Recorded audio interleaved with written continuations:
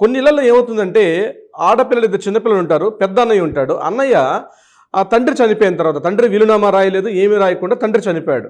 తల్లి కూడా ఏదో వృద్ధాప్యంతో ఆవిడ కూడా సరిగ్గా మంచం పెట్టి ఉంది. ఇటువంటి స్థితిలో తన ఇద్దరు చెల్లెలు కూడా ప్రాపర్టీ ఇవ్వకుండా, ఒక తమ్ముడు ఉంటే తమ్ముడికి కూడా ప్రాపర్టీ ఇవ్వకుండా మొత్తం ప్రాపర్టీని అన్నయ్య ఏం చేశాడంటే తన పేరు మీదకి ట్రాన్స్ఫర్ చేసుకున్నాడు. అంటే అది ఇల్లు కావచ్చు, లేకపోతే ఎకరాల పొలం కావచ్చు, చిన్న ఫ్లాట్ కావచ్చు, ఏదైనా కావచ్చు, అపార్ట్మెంట్లో ఫ్లాట్ అనేది ఏదైనా కావచ్చు. ప్రాపర్టీ అంటే ఇప్పుడు నేను చెప్పిన 4 సెగ్మెంట్స్లో ఏదైనా వస్తుంది. అంటే ఫ్లాట్, ఎకరాల ల్యాండ్, ఇల్లు, ఇతరత్ర ఏదైనా సరే.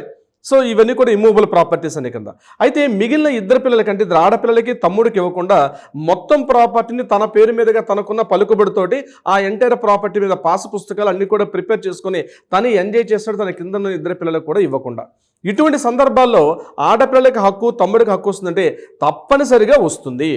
అసలు హిందూ సక్షన్ యాక్ట్ అంటే వారసత్వపు హక్కు ఏం చెప్తుందంటే తండ్రి వీలునామా రాయకుండా తన సెల్ఫ్ ఎక్వైర్డ్ ప్రాపర్టీ మీద తండ్రి సంపాదించుకున్న ప్రాపర్టీ మీద తన వీలునామా కానీ ఇతరత్ర ఏమీ రాయకుండా తండ్రి మరణించిన తర్వాత లేదా తల్లి కూడా మరణించిన తర్వాత ఆ ప్రాపర్టీ మీద హక్కు పిల్లలకి క్లాస్ 1 లీగల్ హెయిర్స్ అనేటువంటి క్లాస్ ద్వారా పిల్లలకు వచ్చే అవకాశం తప్పనిసరిగా ఉంటుంది. ఇది ఆడపిల్లలకు కూడా వస్తుంది.